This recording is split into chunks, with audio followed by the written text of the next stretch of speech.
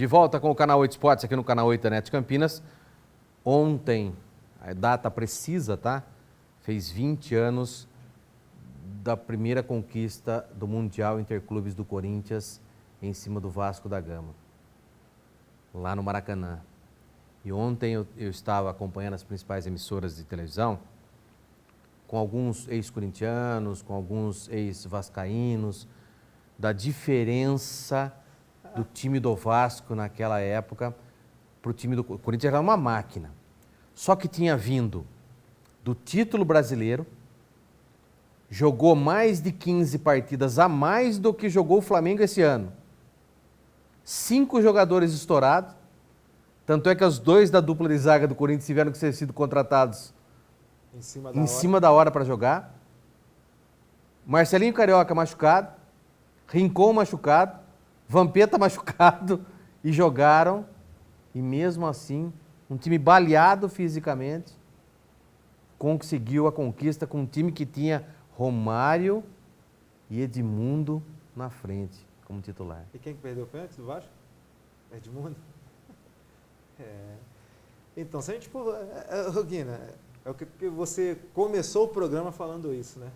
Se a gente for comparar o futebol hoje com os jogadores de antigamente não, de 10 anos atrás. De 10 anos atrás, não é muita coisa, 10 anos. Então, assim, a diferença é gigantesca. Nossa, que é o que o time do Vasco tinha naquela época, cara. Gigantesca. Você pega aí, não precisa pegar time grande, não. Pega times médios aí, de expressão aí, de médio para grande. A diferença era muito grande, tecnicamente falando, né? Então, assim, você falou do Corinthians, né? E outra coisa, não vou falar nem tecnicamente, vou falar de posicionamento, até de postura. Você falou os caras baleados. Mas né? Baleadíssimo, não era nem baleado. Hoje o jogador está com... Fora que a mudança fisiológica da coisa e de estrutura médica dentro do futebol hoje é uma coisa impressionante. O Vasco tinha saído nas quartas de final, teve praticamente um mês para trabalhar o elenco para o Mundial, fez contratações pontuais para o Mundial. O Corinthians ele foi campeão dia 17, 18, não, dia 22, porque foram 3 partidas na final contra o Atlético Mineiro, 3 partidas. Teve descanso 23, 24, 25 para o Carnaval, para o Natal. Voltou dia 26, treinou até o dia 31 para a estreia dia 3 de janeiro. Mas já era um time que vinha jogando há muito tempo, né, Guina? Então, assim, isso aí, ainda mais para o nível de jogador que eram, né? Na época, isso aí, se o cara ficar 1, 2 dias parado com a qualidade técnica que tinha o time do Corinthians, inclusive o time do Vasco... Era muita coisa, né? É uma coisa hoje até desproporcional para hoje, né? Absurdo. Você estava falando do time do São Paulo aí, pelo amor de Deus, cara. Você fala o time do Vasco hoje, o time do Vasco dessa época, o time... Então, assim, a disparidade de qualidade técnica era... Né? Hoje, para você achar, em time grande, 2 jogadores para uma função, 2 para cada função, você não consegue ter num elenco de jogadores hoje. A gente se falava do Palmeiras no ano passado, aí você vai ver se desfazendo de vários jogadores que se diziam importantes e jogadores de... Então, de nome, Borja. Então, sempre falei, eu não achava isso tudo do elenco do Palmeiras. Falavam que o elenco do Palmeiras era... Eu acho que o elenco do Palmeiras era assim, financeiramente, sim, pagaram caro pelos jogadores, mas dentro de campo eu não via tanta coisa, mas tanto que Flamengo, Santos passou por cima. É verdade. Marco, vamos falar um pouquinho desse Santos. O Santos que perdeu muitos jogadores. É outro time também que nós não sabemos como que vai estar nas mãos do Gesualdo. É um treinador incógnita. Ninguém sabe. Tudo bem que já falaram que o Gesualdo era melhor do que o Jesus. Tinha mais nome do que o Jesus. Mas é um treinador que para o futebol já está um pouco ultrapassado também. Não sabemos como virá o Santos, porque o Santos era um, o Santos agora é outro. Perdeu peças importantíssimas, então acho que o Gesualdo vai ter muita dificuldade. Eu acho que perdeu a peça mais importante, né? Que era o Então. treinador, né? Então, aí é que tá. Saíram Gustavo Henrique, zagueiro, titularíssimo, Não, esse aí foi pro Flamengo. acima da média. Vitor Ferraz, lateral, titularíssimo também, foi pro Grêmio. Jorge, lateral, foi devolvido pro Mônaco. Vanderlei, goleiro, foi pro Era Grêmio. reserva, né? Mas, Na verdade, querendo ou é. não, os dois Era um ali, baita de um zagueiro. os dois Do ali, goleiro. Era um dividiam. baita goleiro. Foi pro Grêmio. Rafael Longini foi pro CRB. Que já não estava mais, mas mesmo assim poderia ter voltado e ajudado. E esse Santos sem esses jogadores? Guinão, o Santos sempre foi, Marco. Sempre foi. Você lembra quando o Santos foi campeão paulista Sim, com os meninos? sim. Os meninos da Vila? Todo mundo falava que o Santos ia brigar para não cair. Porque a base do Santos do Paulista era só de menino vindo da base. E agora nem na base não tem, porque a base também do Santos caiu extremamente. Extremamente. Mas aí voltando, né? Mais uma vez, né? A Os falar dirigentes. aí Investimento na base. os estudiosos da bola. Aham. Né? Aí o ano passado, se eu não me engano, o Santos não passou da primeira fase, Então, né? Do sub-20, né? E aí o diretor era um baita de um cara conceituado, né? Que teve na Ponte, teve no Corinthians, foi pro Santos, não passou da primeira fase, então. né? Então, assim,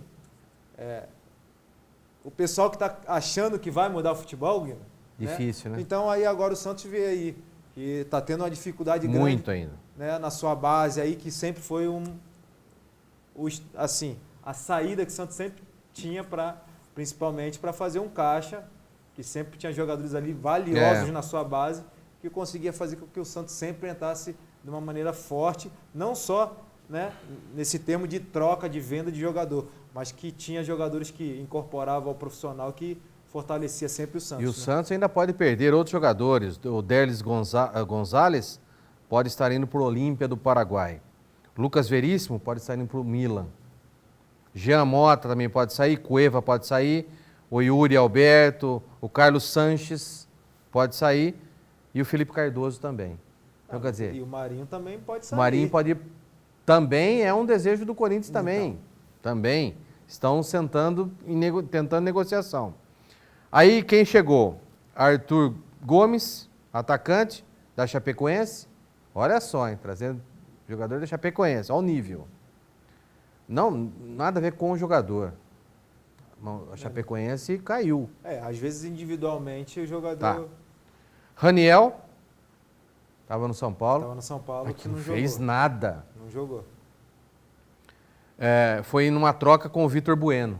O Vitor Bueno foi em definitivo, já estava no São Paulo. Foi em definitivo e o Santos pegou o Raniel. Madison, lateral direito, não vejo nada. Perdeu 2 laterais direitos. Perdeu 2, um direito e um esquerdo. E para trazer Madison. Diferenciado os dois. Olha, sinceramente, é outro time ao lado do São Paulo que eu vejo um futuro de 2020 complicadíssimo.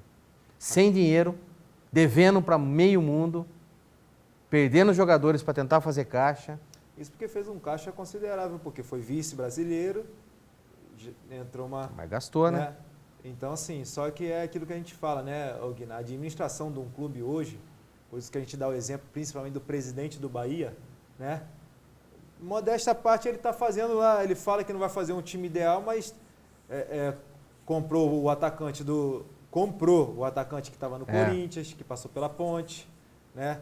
Tem buscado alguns jogadores no mercado aí interessantes e está fazendo um time forte. Queira ou não queira, o Bahia vai ter um time forte. E dentro daquela... Bahia está forte mesmo. E dentro daquela linha, vamos dar prioridade a uma estrutura para que na frente a gente possa ser um time muito mais forte.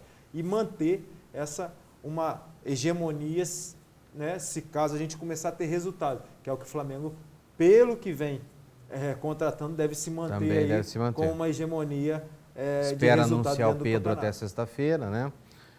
Voltando a falar nos grandes de São Paulo, uma situação que o Corinthians agora está levantando, e as redes sociais hoje, os comentaristas todos, Você adorou, né? da situação, Você gostou, né? da situação de vir mais um atacante para o Corinthians. Você chegou aqui com um sorriso dele, eu falei, pô, ô Guilherme, rapaz, eu acho que a gente de repente pode dar uma beliscadinha ali em alguma coisa esse ano. Será, Guilherme? O que você achou dessa novidade? Olha, rapaz, se for uma realidade do Corinthians conseguir trazer o Rony, eu acho que é uma baita de uma contratação. Muito bom jogador, cara. Muito bom jogador. Foi destaque do Atlético Paranaense. Tanto é que o Rony nem viajou para a Argentina, né, com o Atlético Paranaense. O Atlético Paranaense tem 2 jogos na Argentina, 2 amistosos na Argentina, contra o Boca e contra mais um time. Não viajou, ficou para definir essa situação. Não acertou a renovação com o Atlético Paranaense, não aceitou a renovação. Tudo indica que se teve essas situações dele não viajar, dele não aceitar a renovação, significa que tem alguma coisa muito adiantada mesmo com o Corinthians. De repente, não só com o Corinthians, né? Vai saber o que a gente não sabe os bastidores disso, né? Sim. Mas assim, o Corinthians, na verdade, já expôs esse interesse, né? E eu vou falar, é um baita de um jogador, hein? Eu gosto muito. Projetando um pouquinho esse ataque, esse meio campo de ataque do Corinthians. A característica é muito interessante, é um jogador que cairia muito bem no Corinthians.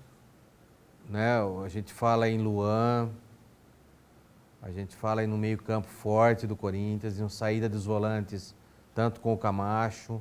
Sim, uma defesa também que já vem jogando.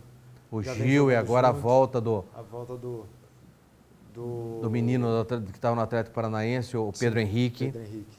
Então, aí você tem aquele outro paraguaio que joga muito bem também, que é moleque de 21 anos, né, que jogou na seleção paraguaia, que é titular da seleção paraguaia também, que está disputando a vaga. O Corinthians vem com um meio campo muito forte, com o Pedrinho, com o Luan, com o Bozelli na frente, aí você trazendo o Rony. O Corinthians, eu acho que o único problema, assim, igual você falou de alguns jogadores, o Luan, um jogador que não foi bem o ano passado. Né? Mas não foi devido também a uma lesão que ele teve, né? O próprio Bozelli, ele se enquadrou no Corinthians um pouquinho mais no final. Sim. Era um jogador contestado, né? Mas também teve muito pouca oportunidade também, né? O Gustavo era um jogador que estava atuando até mais do que ele. Então, assim, o próprio Pedrinho fica nessa coisa, joga na beirada, joga centralizado, joga na beirada. Então, nem o jogador consegue se firmar num posicionamento dentro do campo que possa desenvolver e saber já o que vai fazer dentro do campo de uma maneira mais, de ter uma sequência maior, né? Então, assim, alguns jogadores, né, principalmente do meio para frente ali, que teve um ano não muito bom no Corinthians, né? De performance. Então, assim, esses jogadores têm que voltar, né, a dar um retorno técnico para o Corinthians. Vamos ver se realmente vai... Hoje nós vamos ter uma ideia daquilo que o Thiago pensa contra o Orlando City, né? Sim. Que é o time que estreia hoje na Florida Cup, tem um jogo hoje à noite. Então hoje estaremos no New York City. Joga com o New York City hoje. Então nós vamos saber o que o Thiago está pensando para o Corinthians. Qual é a formação e qual é a ideia de que ele vai colocar no Corinthians a partir desse jogo de hoje contra o New York City. Eu ouvi uma entrevista dele interessante, Guina, porque se cobra muito o Corinthians para frente, né? E no finalzinho nem sempre, dependendo da partida, você a gente vai querer jogar para frente da maneira que gostaríamos. Sim. Né? Então, assim, eu acho que hoje você tem que ter um meio termo, porque às vezes você tem um jogo específico que você tem que ser inteligente. Porque às vezes não dá para você sair sempre jogando para frente. Né? Vai muito a não ser que você já tenha um time muito estruturado, igual o Flamengo. Jogava igual em casa, jogava... Mas você pegou uma sequência de jogos que faz com que a característica do seu time seja essa. Está dando resultado? Nada mais justo do que manter. Claro. Mas agora, quando você está em formação, né, é importante você ter essa mentalidade para que você tenha resultados, para que você possa realmente, dentro do campeonato, desenvolver um trabalho consistente, né?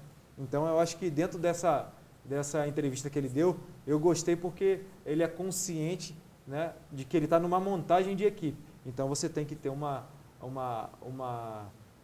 performance, né? Tem que ter resultado para que você possa manter um estilo de jogo. Você já quer o Corinthians para hoje? Vamos lá? Vamos lá. Cássio, Fagner, Pedro Henrique, Gil, Sid Clay. Já montou. O Sid Clay já vai começar jogando. Vai começar jogando. Montando... Mas essa semana de treinamento intensivo, ele já estava treinando, então já vai pro pau.